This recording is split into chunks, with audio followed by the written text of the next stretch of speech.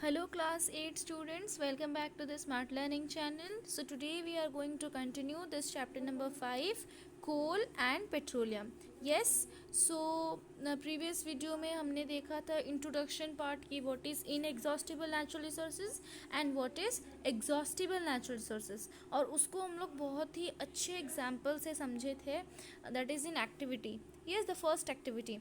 Now let us understand about one by one. That is, first is coal, and I have already explained to you coal is obtained from the dead remains of plants and animals, and that is why coal is one of the fossil fuel.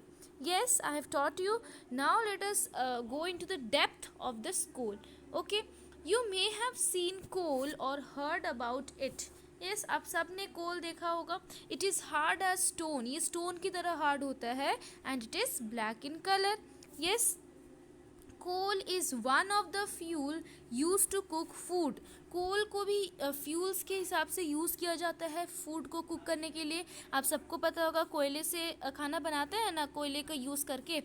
Earlier it was use in railway engines to produce steam to run the engine. और पहले क्या होता था ना, पहले जो trains वगैरह railway engine सब चलते थे वो कैसे चलते थे, ये कोल के द्वारा ही. कोल को हीट किया जाता है, फिर उसमें स्टीम निकलेगा, then only the energy will be produce, and then only that railway engine was moving. So पहले जो ज़माने में रेलवे इंजन्स को चलाने के लिए भी कोल का यूज़ किया जाता था. It is also use in thermal power plants to produce electricity, और थर्मल पावर प्लांट्स में भी यूज़ किए जाते हैं इलेक्ट्रिसिटी को प्रोड्यूस करने के लिए, है ना. And coal is also use as a fuel in various industries. तो ये जो हम लोग इतने सारे पढ़े इस पैराग्राफ में, ये है यूजेस ऑफ कोल. मीन्स कोल का यूजेस क्या है, कहाँ कहाँ पर ये यूज़ होता है. So please learn this paragraph by heart, because question can come that what are the name 2 uses of coal, है ना, और mention 3 or 4 uses of coal. So you have to learn this paragraph. Clear? So I hope that coal क्या होता है आपको पता चल गया. अब कोल बना कैसे, उसका स्टोरी क्या है. Let's learn about this, that how the coal was formed, है ना. सो पहले के मन में क्वेश्चन आता है, where do we get coal from and how is it formed. ये कैसे बनता है और इसको हम लोग कहाँ से मिलता है. So, about 300 million years ago, the earth had dense forest in low-lying wetland areas. Yes, तो 300 मिलियन ईयर्स पहले की बात है.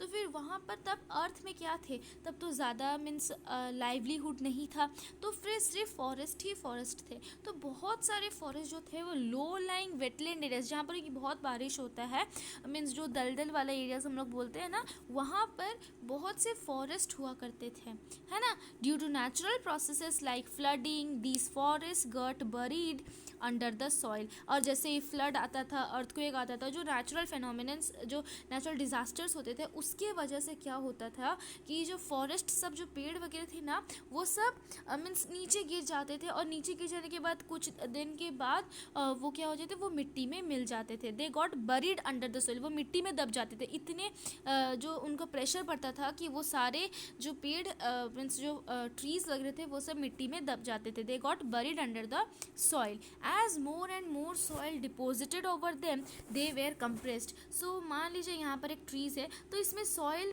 पड़ते जा रहा है ना, सॉइल आ रहा है, इसमें पड़ता है, तो इसको हाई मीन्स प्रेशर मिल रहा है इसको, है ना. और जितना ये प्रेशर मिलेगा ये ट्री को, ये उतना ही कॉम्प्रेस, ये दबते जाएगा. ऐसे ही दबते दबते उसको जैसे जैसे वो नीचे जाएगा, और आपको पता है नीचे जितना आप जाओगे उतना ही आपका टेम्परेचर हाई होगा.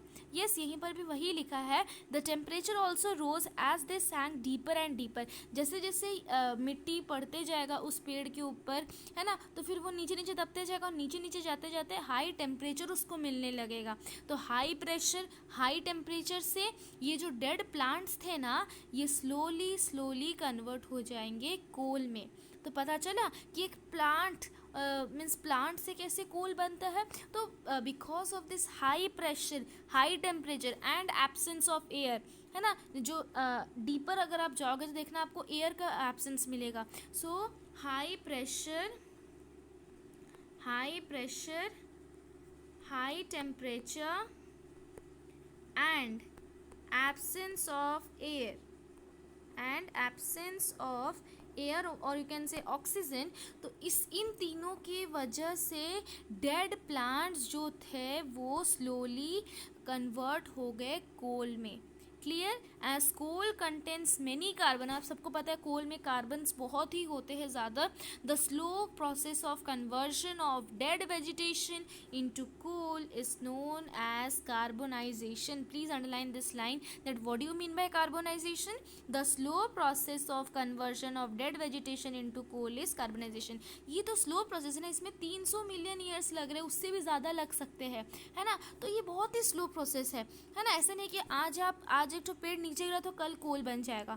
No, it takes a millions and millions of years to form. तो ये एक स्लो प्रोसेस है। तो स्लो वो प्रोसेस जो कि बहुत ही स्लो है और जिसमें डेड वेजिटेशन से कोल बनता है, that process is known as carbonization.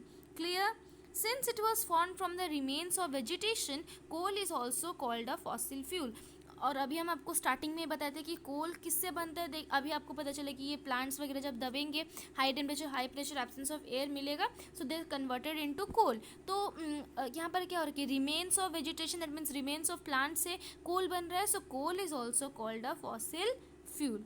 Clear? A coal mine is shown in figure 5.2। So here you can see one coal mine is there. तो यहाँ पर क्या होता है कि कोल को माइन किया जाता है। Clear? Now when heated in air, coal burns and produces mainly carbon dioxide gas। तो जब कोल बन गया है ना, फिर उसको जलाया जाता है, तो वो जब जलता है तो वो कौन सा गैस प्रोड्यूस करता है? Carbon dioxide, CO2। ये गैस वो प्रोड्यूस करता है जो कि बहुत ही हार्मफुल है for the human beings. Yes, coal is processed in industry to get some useful product such as coke, coal tar and coal gas. और कोल अभी बन गया, अब कोल को और भी प्रोसेस किया जाएगा, है ना। मीन्स उसको और भी प्रोसेस कर करके धीरे धीरे कोक बनेगा, फिर कोल तार बनेगा एंड देन कोल गैस बनेगा। तो ये सब कैसे बनता है और इन लोगों का क्या यूजेस है, ये सब हम लोग एक एक करके पढ़ेंगे कि कोक क्या है और इसका क्या यूजेस है, कहाँ कहाँ पर ये यूज़ होता है, कोल तार क्या है एंड कोल गैस क्या है। ठीक है, तो इस वीडियो में हमने क्या देखा कि story of coal, means coal कैसे बना, how is it formed. Next video में हम लोग देखेंगे what are the useful products we get from the coal, that is coke, coal tar and coal gas. Clear? So I hope that how the story of coal is clear to you. कोई भी line अगर आपको समझ में नहीं आया है, आपको प्रॉब्लम हो रहा है वो लाइन समझने में, then please mention in the comment section. Okay, so this is all for today. In the next video we are going to see the useful products, about the useful products obtained from the coal. Okay, thank you so much students.